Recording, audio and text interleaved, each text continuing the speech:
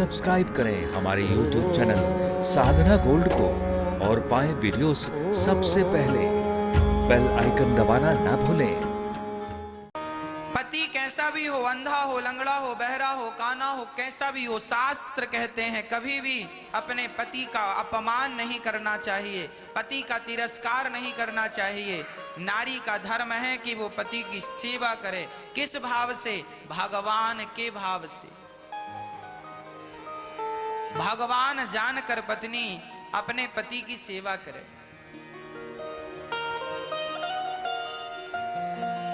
कभी स्वप्न में भी अपने पति का तिरस्कार ना करे, अपमान अनादर ना करे। अच्छा, पति पत्नी दोनों को ना जरा समझदार होना चाहिए। गृहस्थी की गाड़ी बिना समझदारी के चलती नहीं है। और मुझे लगता है आज इस कोरोना काल की स्थिति परिस्थिति में आपको और समझदार हो जाना चाहिए। आज हर व्यक्ति का जीवन संकट में पड़ा हुआ है। कब किसी कोरोना हो जाए, कब किसी की मृत्यु हो जाए, कोई नहीं जानता। इसलिए आपके अपनों का प्यार जरूर लूटिए, आप अपनों से प्यार जरूर कीजिए, आप अपनों के करीब रहिए, ताकि कल को ये ना हो कि हम बात नहीं कर पाए, मिल नहीं पाए। जीवन का कोई भरोसा नहीं, बिन भरोसे की जिंदगी। आज ऐसा नहीं है कि कोरोना आया तो आज बिन भरोसे की जिंदगी हो गई। ये बिन भरोसे की जिंदगी तो पहले से ही थी। क्या भरोसा है इस जिंदगी का, साथ देती नहीं है किसी का। श्वास रुक जाएगी चलते चलते, सम्मा बुझ जाएगी जलते जलते, दम निकल जाएगा आदमी का। क्या भरोसा है इस जिंदगी। इसलिए झगड़ा हुआ था, भूल जाइए, प्रेम से रहिए। परिवार में तनाव प्रकट ना कीजिए, केवल प्रेम प्रकट कीजिए। हाँ, और बड़े प्रेम से पति पत्नी परिवार के सभी सदस्य, माता पिता से प्रेम करो, बच्चों से प्रेम करो, अपनों से प्रेम करो। ना जाने कौन सा वक्त, ना जाने कौन सी घड़ी जीवन की अंतिम घड़ी हो। इसलिए हर समय केवल प्रेम से रहा करो। बात बात में विवाद ना किया करो, झगड़ा ना किया करो। पत्नियां बात बात में नाराज हो जाती हैं। आज पत्नियां जूजू हो गई हैं, जूजू। बात बात में गुस्सा आता है। आज झगड़े क्यों होते हैं? पति पत्नी में खासकर हम देखते हैं झगड़े होते हैं। झगड़े का केवल इतना कारण है कि ना तो पति के अंदर सहनशीलता बची, ना तो पत्नी के अंदर सहनशीलता बची।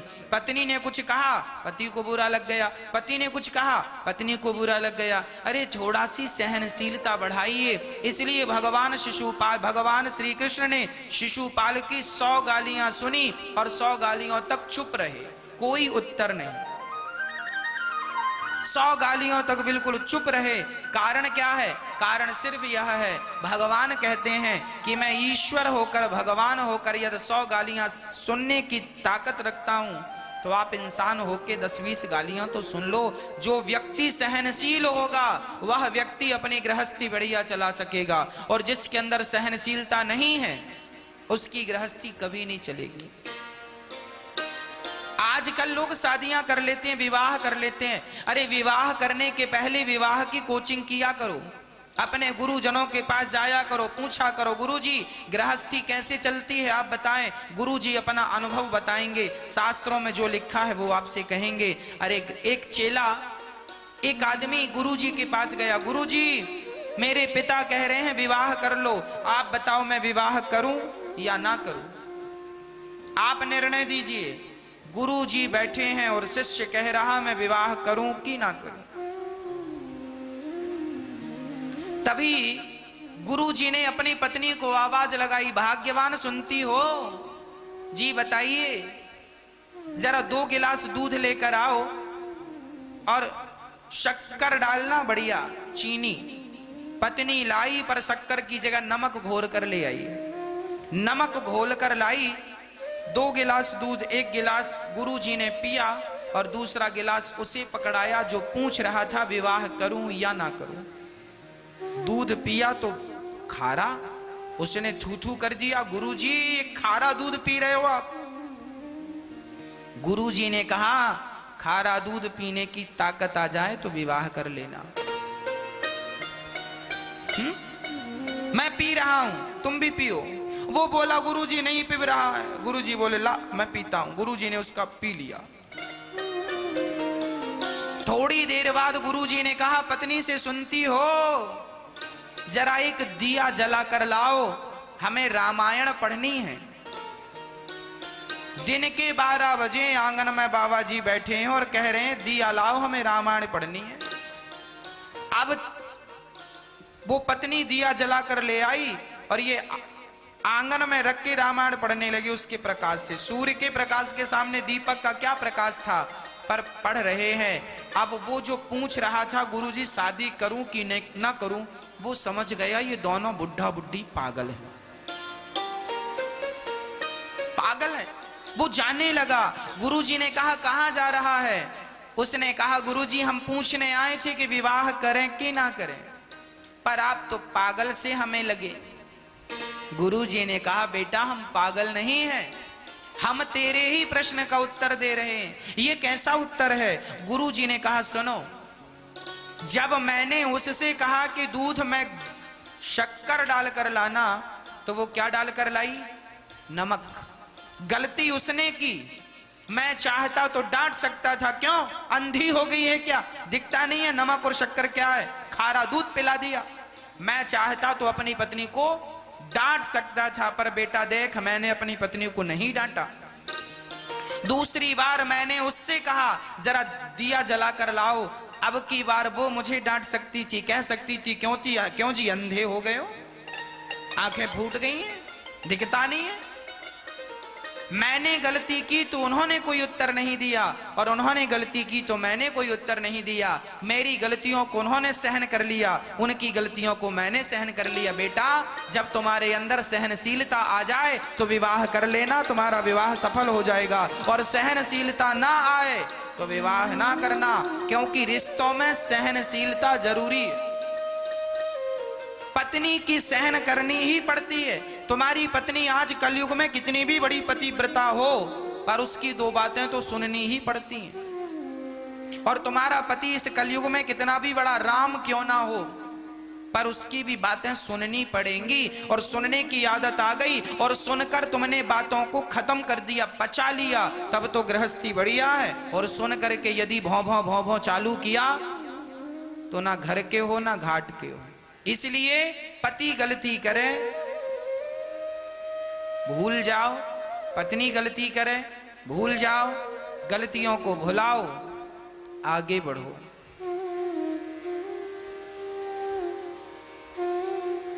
हमारे संबंध चंदन की तरह होने चाहिए। हमारे संबंध चंदन की तरह होना चाहिए। चंदन की लकड़ी के कोई 1000 टुकड़े क्यों ना कर दे, पर चंदन अपनी खुशबू का स्वभाव नहीं छोड़ता। उसी प्रकार हमारा स्वभाव जो है सहनशीलता का, हम अपना वो स्वभाव ना छोड़ें। हमारे साथ कुछ भी हो जाए, अपना स्वभाव ना छोड़ो। यदि स्वभाव नहीं छोड़ोगे तो जीत आपकी होगी। इसलिए हमारे शास्त्र कहते थे स्त्रियों को पतिव्रता होना चाहिए और पुरुषों को पत्नीव्रता होना चाहिए। स्त्री की जिंदगी में सिर्फ एक ही पुरुष हो, केवल उसका पति, और पुरुष की जिंदगी में सिर्फ एक ही स्त्री हो और वो हो उसकी पत्नी। यदि आप एक एक में स्थित हैं तो आप राम और सीता हैं, आप राधा और कृष्ण हैं, आप लक्ष्मी और नारायण हैं। और आपने यदि अपने पति से मन डुलाया और अपनी पत्नी से मन डुलाया तो सर्वनाश निश्चित है। एक पत्नी व्रता बन जाओ, एक पति व्रता बन जाओ, आपके गृहस्थी इतनी पावन हो जाएगी कि भगवान भी आपके गर्भ से जन्म लेने का सोच सकते हैं। और कहीं चरित्र बिगड़ गया, बुद्धि बिगड़ गई, तो गृहस्थ जीवन नरक हो जाता है। गृहस्थी स्वर्ग भी है और गृहस्थी नरक भी। कई लोग विवाह करके बर्बाद हो जाते हैं और कई लोग विवाह के बाद सवर जाते हैं। कई लोग बिखर जाते हैं, कई लोग निखर जाते हैं। अब आपको देखना है कि आप अपनी गृहस्थी किस तरीके से चला रहे। इसलिए समझदारी जरूर, हर सब्जेक्ट में समझदारी तो चाहिए ही, पति पत्नी का साथ चाहिए ही। बिना समझदारी और बिना सपोर्ट के काम नहीं बनेगा। दोनों मिलकर पति पत्नी अपने गृहस्थी को सफल बनाओ और अपने माता पिता की, सास ससुर की सेवा करो, खूब आनंद से अपने गृहस्थ धर्म का निर्वहन करो। सच्चा गृहस्थी कौन?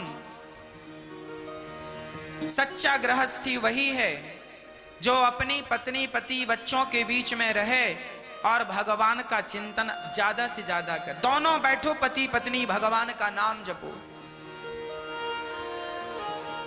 बहू अपनी सास को माता समझ ले और ससुर को पिता और पति को देवता, और पुरुष अपनी पत्नी को देवी साक्षात अन्नपूर्णा और लक्ष्मी समझ ले, तो काम ही अच्छा हो जाए, समस्या ही समाप्त हो जाए। पर विडंबना ये है, बहू अपनी सास को मां समझ नहीं पाती, बहू अपने ससुर को पिता समझ नहीं पाती और खींचातानी बनी रहती है। हर घर में विवाद, हर घर में झगड़ा, और झगड़ा विवाद केवल बुद्धि का है। यहाँ खोपड़ी में थोड़ा सी कमी है समझदारी की, इसलिए विवाद है। यदि यहाँ पे भेजे में थोड़ा सी समझदारी आ जाए, डेवलप हो जाए, काम बढ़िया है, बुराई नहीं है कहीं की, कहीं से कहीं तक। केवल समझदारी की कमी है, केवल समझदारी।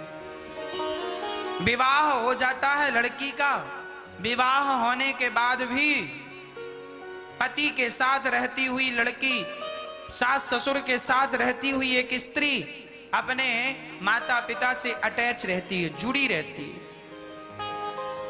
दिन भर फोन से बात, दिन भर फोन से बात। एक बहू अपने माँ से बात कर रही थी, उसके पति ने समझाया कि अपनी माँ से इतनी बात ना किया करो, तो बिगड़ गई। अरे हम माँ से जितनी बात करना होंगे करेंगे। उसने कहा घर का काम भी है, भाग्यवान, काम भी किया करो। ये तुम्हारी सास भी तुम्हारी माँ है, तुम्हारी सास भोजन बना रही हो और तुम माँ से बतिया रही हो, बात कर रही हो, क्या शोभा देता है? वो नाराज हो गई, बोली हम जा रही हैं माँ के घर, हमारी माँ को ना कहना कुछ। चली गई। माँ सुनो, आपसे बात करती हैं तो उन्हें बोझ लगता, बात नहीं करने देते। माँ बोली हाँ बेटा यहीं रहो मेरे पास, मेरे से बात करो, खूब मत जाओ। दामाद हम तो सोचे थे बहुत अच्छा, दामाद तो घटिया मिला है, एक नंबर का घटिया दामाद है, हमारी लड़की को बात नहीं करने देता हमसे, यहीं रहो। तो देखो दूरी हो गई ना, छोटी सी बात, कोई बात ही नहीं थी। छोटी छोटी बातों को लोग इशू बना लेते हैं, राई का पहाड़ बना लेते हैं और विवाद कर लेते हैं। दूरियां हुई, फिर लड़के ने भी गुस्सा में, गई हो अब अपने बाप की हो तो लौट के नहीं आना। गुस्सा में तो बोलेगा, बोल दिया अब तो, लो मम्मी ऐसा बोल रहे हैं पति देव। अच्छा बेटा एक काम करो, मैं वकील बुलाती हूँ। सुनो वकील साहब, मेरे दामाद ने ऐसी बात कही, अब मैं माफ नहीं करूंगा, एक काम करो तलाकनामा कराओ तैयार। ओ पेपर चले गए, तलाक वलाक हो गया। लो छोटी छोटी बातन की बातन ना,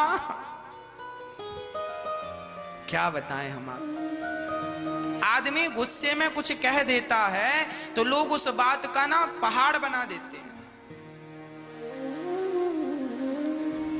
व्यक्ति कभी अपनी गलती नहीं देखता, सदा दूसरों पे थोपने की कोशिश कर, तुम गलत हो।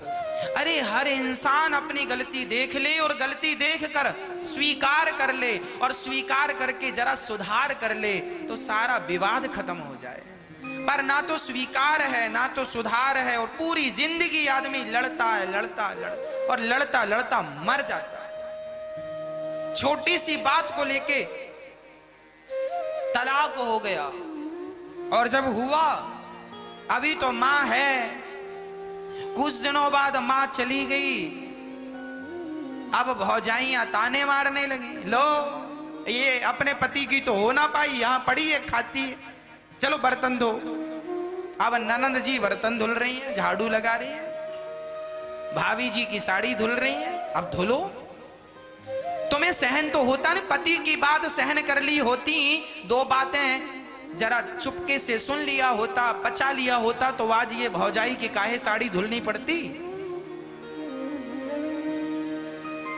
याद रखना, जीवन में जिसके भी जिंदगानी में जो दुख मिलता है, उस दुख का जिम्मेदार वो स्वयं होता है। आपकी कहीं ना कहीं गलती हुई, उस गलती का परिणाम आपको मिला। इसलिए कहता हूं, पानी पियो छान के और पग रखो जरा छान के, गुरु बनाओ छान जान के। जरा जान लो, समझ लो, आप जो डिसीजन ले रहे हैं वो सही है, उसका फायदा जीवन में हमेशा दो चीजें सोचनी चाहिए।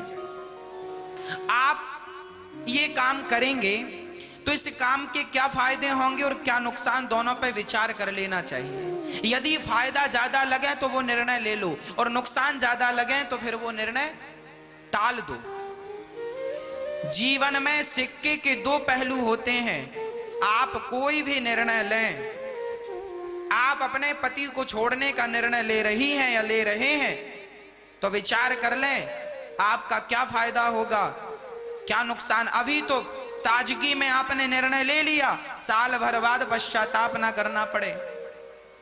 एक लड़की सोच रही थी मैं किसी लड़के के साथ भाग जाऊं, लड़का भी उसने देख रखा है, प्यार भी करती है और भागने का प्लान बना रही है। मैंने उस लड़की को समझाया, मैंने कहा बहन, भागने के पहले दोनों पहलू को सोच लेना कि इसमें तुम्हारा क्या फायदा है और क्या नुकसान है।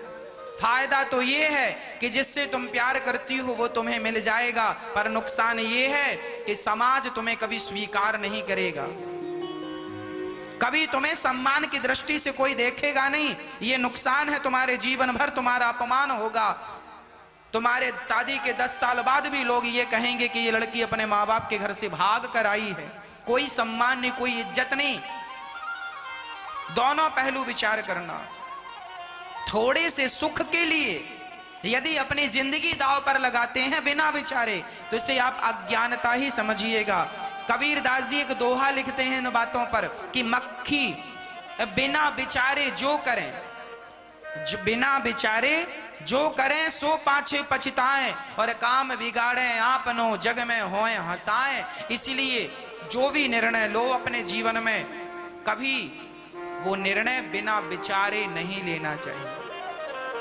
4 लोगों से पूछ लो, 4 लोगों से समझ लो, जो लोग अच्छा कहें, ज्यादा लोग अच्छा कह रहे हैं सो कर लो, ज्यादा लोग कह रहे हैं मत करो, तो जरा विचार करो। फिर आपका अपना कॉन्फिडेंस देखिएगा, आपकी अपनी क्षमता देखिएगा कि आप कर पाएंगे या नहीं कर पाएंगे। ऐसा तो नहीं कि बाद में हंसी हो। जीवन में आगे बढ़ने के प्रयास तो करने चाहिए, पर वही प्रयास करने चाहिए जो 99% ये संभावना हो कि आप सफल हो जाएंगे। हमेशा अच्छे निर्णय लो। रिश्तों को तोड़ने का निर्णय कभी ना लेना। कितना भी घर में झगड़ा हो जाए, पत्नी से, पति से, सास से, ससुर से, खूब झगड़ा करो मन लगा के, पर शाम होते होते एक हो जाओ। इसी में समझदारी है।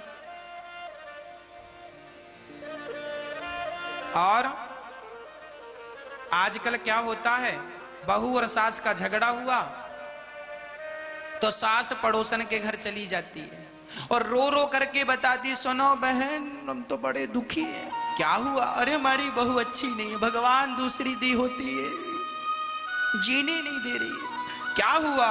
बहुत तंग करती है, खाने को नहीं देती। आप अपनी बहू की बुराई पड़ोसन को करोगी तो क्या पड़ोसन से कहने से आपकी बहू ठीक हो जाएगी? यदि ठीक हो जाए तो पड़ोसन से कहो बढ़िया, पर होता ऐसा नहीं है। शास्त्र कहते हैं कि बहू जैसी है उसका दुख पड़ोसियों से मत रोइए, पड़ोसी रो रो के सुनते हैं और आपके जाने के बाद हंस हंस के बताते हैं उनके घर में ऐसा हो गया। अपने अपने घरन का दुख ना कहियो रोई, सुन इठले हैं लोग सब बांट न ले हैं कोई। कोई किसी का दुख नहीं बांटता, इसलिए अपने घर का अपने घर में रखो, किसी से कहने की जरूरत नहीं है। बहू दौड़ी दौड़ी पड़ोसन के घर गई, मेरी सास अच्छी नहीं है, सास अच्छी नहीं। अरे जैसी है तुम्हारी है, बहू जैसी है तुम्हारी है, सास जैसी है तुम्हारी है। जैसा तुम्हें चाहिए वैसा बनाओ, बहू को वैसा बनाओ, सास को वैसा बनाओ, समझाओ, अच्छा करो। किसी से कहने से कोई फायदा नहीं। लोग हंसते हैं बाद में, लोग मजे लेते हैं तुम्हारे, अरे उनके घर में ऐसा चल रहा है, ऐसा चल रहा है। समझो इन बातों को, झगड़ा ना किया करो, कल्याण नहीं है।